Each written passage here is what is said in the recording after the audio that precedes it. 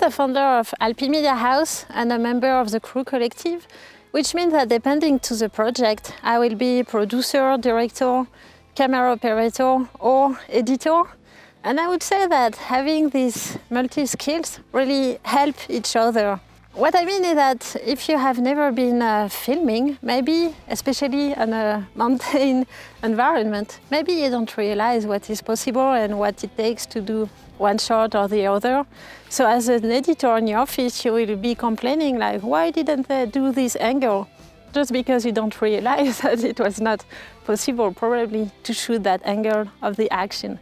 And at the opposite, if you have never been editing, you won't really realize all the kind of shots that are needed to tell the story. Then when you become a director, you have your story in mind, and because you've been a filmer and an editor, you know how to tell your story. And then being a producer is having the vision of the different videos that you want to produce for an event or a story. And because you've been on the terrain, you know what it takes to make them.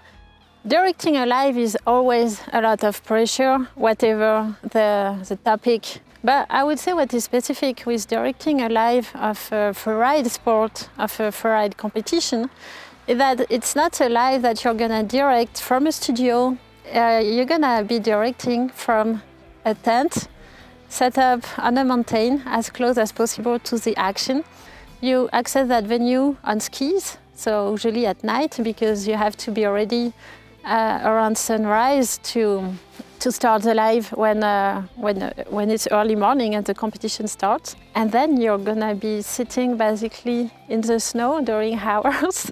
It's not gonna be comfortable because of course you're gonna be cold. You have to be careful of the frostbite. You don't want to lose a finger or feet. But in a way, being in that kind of environment is what is exciting for all of us as well.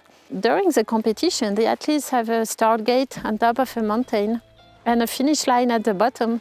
But between these 2 points, they're free to do whatever they want.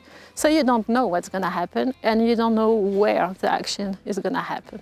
So it really helps to know that sport because you can anticipate a bit, because then you see, oh, okay, this rider is doing this, probably he's gonna jump that cliff. So it really helps to have an idea of what's gonna happen, but you can always be surprised. I would say that the pressure that the athletes have when they're in their start gate is kind of the same as the one I have in my little tent when we're about to start the live and you do the countdown. The pressure is on and you have to be totally focused for hours. But it's a super positive stress, it's a super positive pressure, and I really love it. Mountains are a very beautiful, majestic environment, but it's also a dangerous one. Filming on a mountain environment means that you can potentially put yourself in danger. So it means that you need to have all the gear, and most of all, you need to have the culture that tells you which parts are more dangerous than others, and when you don't go, where you don't go. And you hire some mountain guys as well to help you because they know so much more than you do. Especially when you're on a shooting, you're focused on your shot, you know. You can forget about that big hole next to you, which is a crevasse and that you don't want to fall in, you know. So having someone being there just to be in charge of your security is a great help. And also you have to accept that it's not gonna be comfortable. You're gonna be cold. You're gonna be tired, so you have to be in super good shape so you can focus 100% on your job and why you're there. Second thing is that the people that we're gonna film, especially in that kind of sports, are people who can put themselves in danger. These people are gonna ski super fast and jump huge cliff. I want to, because I respect them and admire them, I want to show this to the world through my camera and through my videos. I would say that the most challenging experience I had as a director is the Freeride World Tour, which is a competition of freeride skiing and snowboarding that I've been working with for 6 years. You prepare it in the fall, and you post-production in the spring and start organizing the next winter. And during the winter, you spend 3 months on the road, traveling all over the world, from Asia to North America to Europe, with the athletes and with the staff to follow the competition and produce the different videos that you have to produce, which is a big variety of video.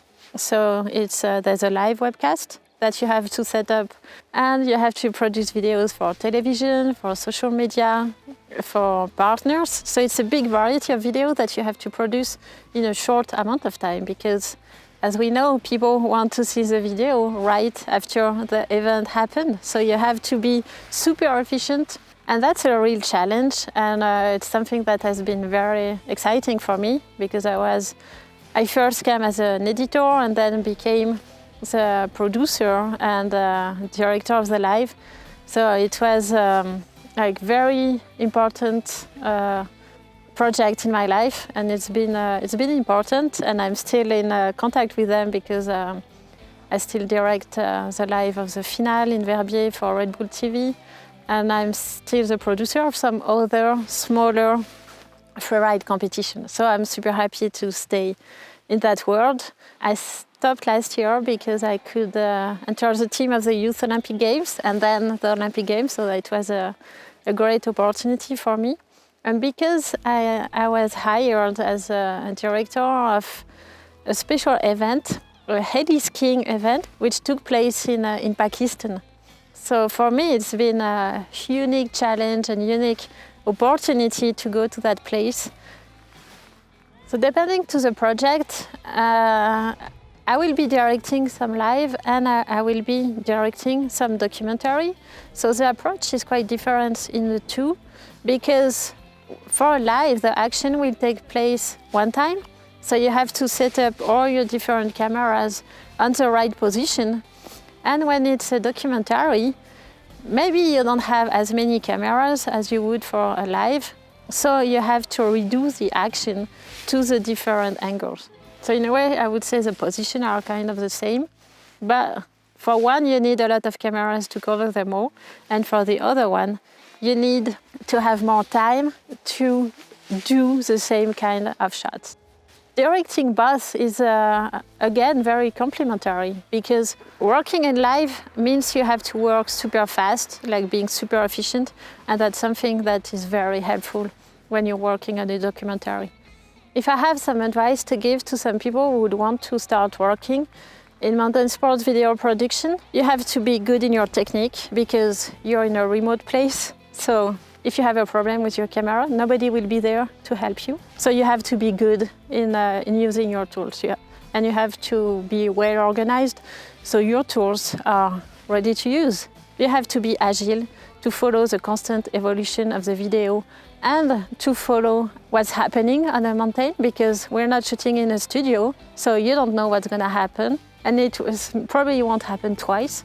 So you have to be like ready to do something that was not planned or expected. And then you have to think of yourself as a team and not as an individual, to take care of all the people outside on the mountain with you, to make everyone be more safe. That's all the things which are very important if you want to work in mountain sports videos.